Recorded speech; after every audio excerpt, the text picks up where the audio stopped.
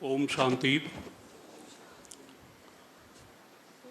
बड़ी खुशी की बात है कि ब्रह्मा कुमारी का एक पवन मंच, जहाँ पे देश के मशहूर और मारूफ शख्सियतें जब मंच पे बैठी हो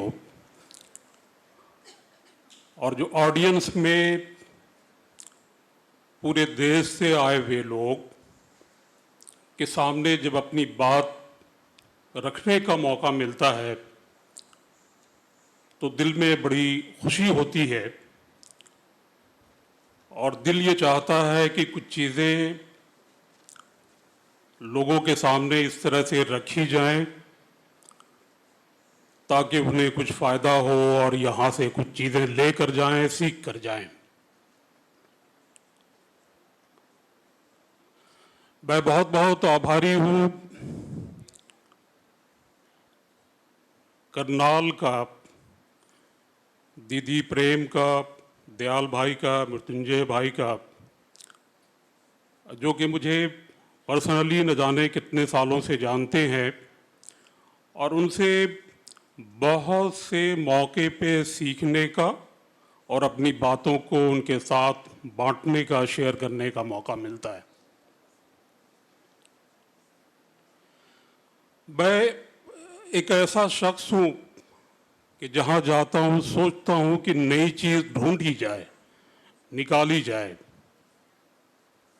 रिसर्च किया जाए। जब आप मार्केट में जाते हैं तो फलों में अच्छा फल और सस्ता फल ढूंढने की कोशिश करते हैं। जब कपड़े की मार्केट में जाते हैं तो वहाँ भी ढूंढते हैं कि कपड़ा अच्छा कहाँ मिलेगा। किताबों की मंडी में जाते हैं तो वहाँ भी आपको मौका मिलता है कि आपके काम की किताबें कौन है, डिस्ट्रीब्यूटर कौन है, पब्लिशर कौन है, ऑथर कौन है। जब मोबाइल के शॉप पे जाते हैं आप तो वहाँ भी आपको नए मॉडल, कम कीमतें और जिसकी सर्विसेज बहुत अच्छी हैं उनको ढूंढने की कोशिश और ख़रीदने की कोशिश करते हैं। इसी तरह से मैं भटकता हुआ, चलता हुआ, अपने कदम बढ़ाता हुआ ब्रह्मा कुमारी के लोगों के कांटेक्ट में आया। क्योंकि जैसा कि प्रेम दीदी ने बताया कि मैं एक मैनेजमेंट कंसल्टेंट और एनजीओ के लिए भी काम करता हूँ, गवर्नमेंट के मुख्तलिफ इदारे में, उनकी एडवाइजरी कमेटी में, और बड़े अच्छे काम किए हैं जिसकी वजह से उन्होंने मुझे सराहा है और मुख्तलिफ टाइम पे अपना बुलाते रहते हैं। होता ये था कि दिल्ली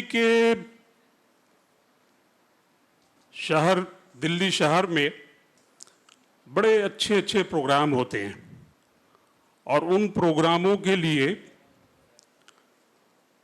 हम लोग जो सेंटर की दीदी होती हैं, जो इंचार्ज होती हैं, उन्हें बुलाते हैं। ये आप यूँ समझें कि 2008, 2009, 2010 से ये सिलसिला चल रहा है। लेकिन कभी ये जानने की कोशिश की कि ये दीदी जो आती हैं बड़े प्यार की बातें करती हैं, भाईचारे की करती हैं, उनका अपना ड्रेस है, उनका अपना काम करने का तरीका है और उनकी बातें हमारी और आप जैसे लोगों से बिल्कुल अलग सी होती हैं। जैसे मैंने कहा कि आप जहाँ भी जाएं तो आपको चीज़ अलग सी खरीदनी होगी, आपके पॉकेट कहाँ से अलाउ करता है। वो उस फंक्शन का अट्रैक्शन बन जाया करती थी। बड़ी इज्जत से लोग देखते थे, उन्हें बुलाते थे, अपने नंबर शेयर करते थे और पूछते थे कि दीदी आप कहाँ से आई हैं। और ये वो प्रोग्राम होते हैं जिसमें मंत्री आते हैं, आर्टिस्ट आते हैं, सोशल वर्कर आते हैं, साइंटिस्ट आते हैं, समाज के भिन्न भिन्न एरिए में मुख्तलिफ तरीके के काम करने वाले लड़के लड़कियां, मर्द औरत हुआ करते हैं। तो उस भीड़ में जैसा कि मैंने बताया कि जब आप मार्केट में जाएंगे तो आपको अपने मुताबिक अपने सामान को खरीदना होता है।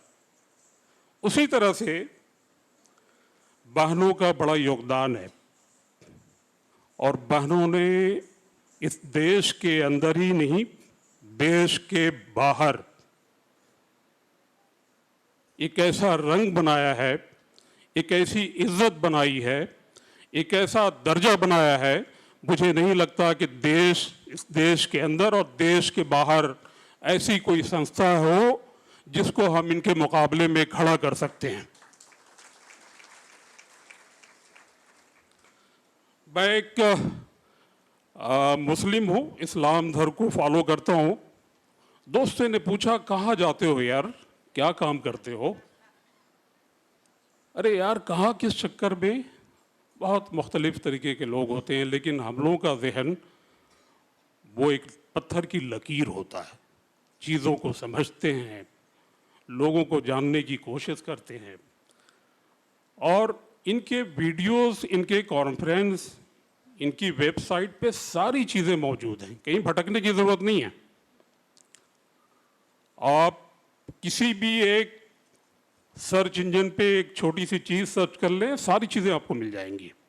शायद ही इस देश के अंदर कोई ऐसी संस्था हो, या आने वाले दिनों में हो सकती हो, मुझे नहीं लगता कि कोई इसके मुकाबले में कोई इससे अच्छी संस्था काम कर सकती है। मेरा ये मानना है कि जिस प्यार, मोहब्बत, खुलूस, हमदर्दी और भाईचारे से ये संस्था काम कर रही है, दुआ करते हैं ईश्वर से, अल्लाह से, कि इसी तरह से ये तरक्की करे, दिन दुनी रात चौगनी इसी तरह से तरक्की करे। और यही कामना के साथ और इन्हीं ख्वाहिशात के साथ मैं अपनी बात को यहीं पे ख़त्म करूँगा।